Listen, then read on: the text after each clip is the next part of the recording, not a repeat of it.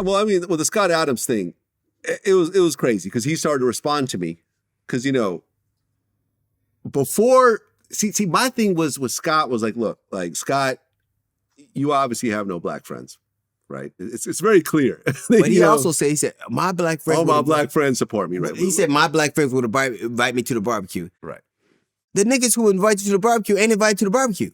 Right. Because we all live in our own echo chambers. Yeah. He asked this dumbass question. If I'd have said that, if somebody else has, if Scott, he forgot if he was on Breitbart, he did this thing on a conservative, where they had a conservative audience, nothing would happen. Nothing would have happened. Because he was in 250 newspapers, and they're from all kinds of backgrounds. That's why he got in trouble. Well, yeah, I mean, because his basis of his argument was it was a poll asking people, is it okay to be white? That is an established racist term.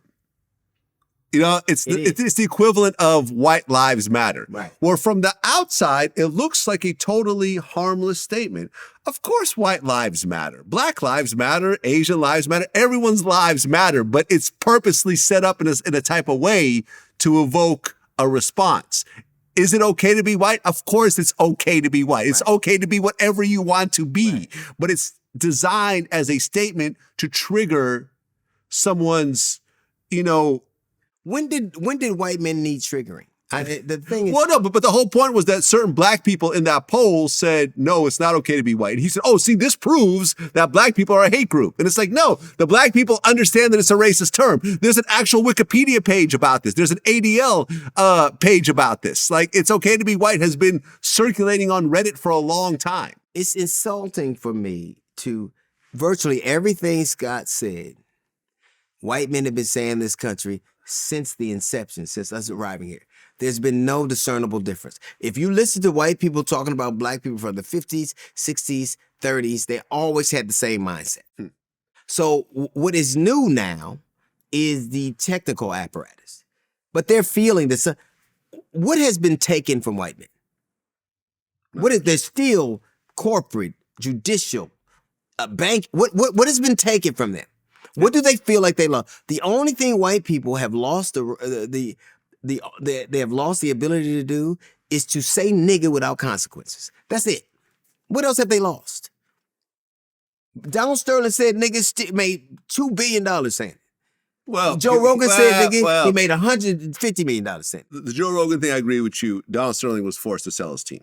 Yeah, but even the dollar amount doesn't matter. He didn't want to sell at the time. Even that, the worst that happens to you when you say something as derogatory as that is you make more money. The only thing that you can't do that you used to be able to do is brutalize niggas without account and say nigga. That's all that ever happened.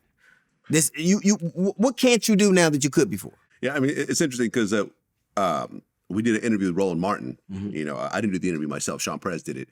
But Roland said, why are white people the only group not optimistic about the USA's future? And the question was asked, are you optimistic about the future of America for your children? Every group except white people, a majority said yes. And I saw it, I went, See, some people can take stuff that's on surface level, and they can be, as Kathy Hughes uses her phrase, they ain't deeper than mustard on a hot dog. Or you can now say, hold up, but what is this actually saying? And I never forget reading that, and I began to really think about it and began to look at other different things. And so John Avlon, we were at CNN, and John Avlon and I were waiting to go on.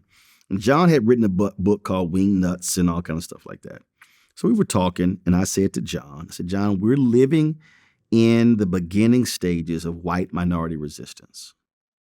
He was like, I said, even though white folks are still the majority of people in this country, we are about to see, with this inauguration of Obama, we're about to see white minority resistance.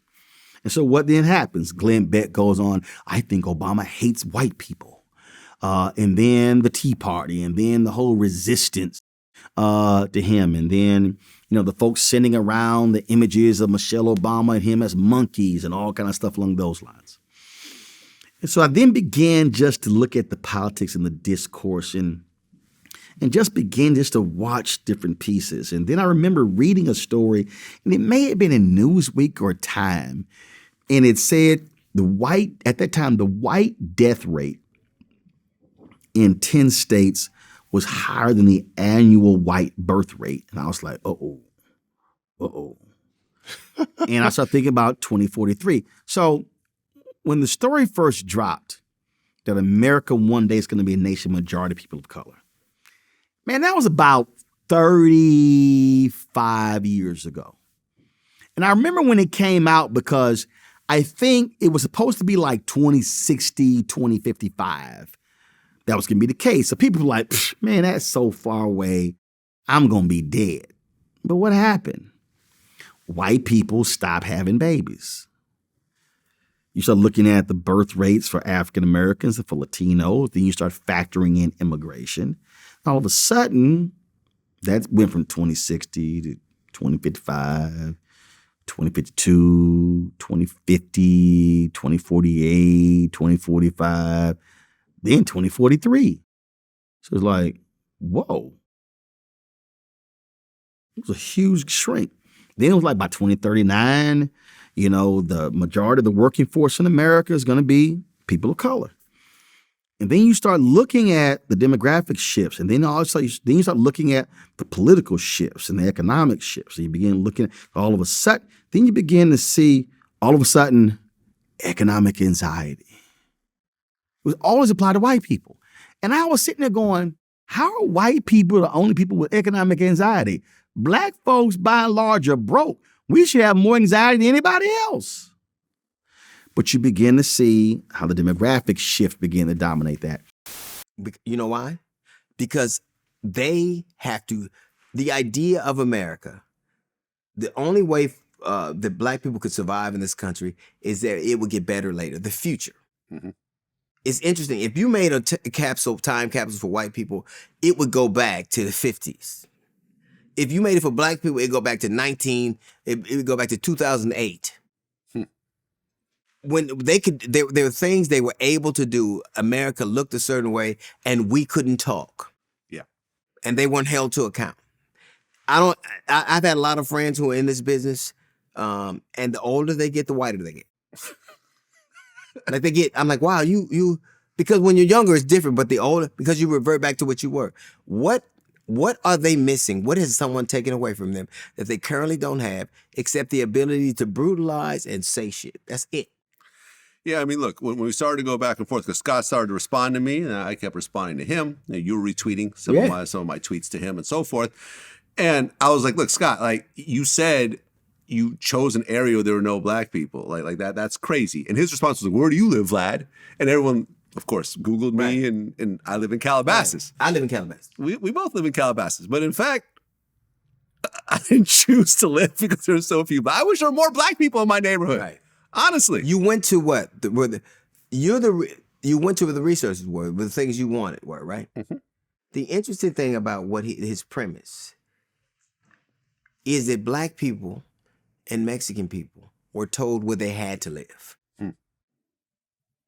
There's never been a housing development or a neighborhood development that was built specifically for black people, except prisons. Nobody ever went, I'm going to build Imperial Gardens so that black people will move here. Black Wall Street? Black Wall Street was, they built that themselves. But I'm talking about like Levittown and all these people that built these developments. They never did that inviting us. We had to do it ourselves. Yeah. There's never been a development that was built specifically for black people. All of it was built with the exclusion of them. It was built so that you can come and get away from us. Where have we ever gone where somebody built something just for us to come to?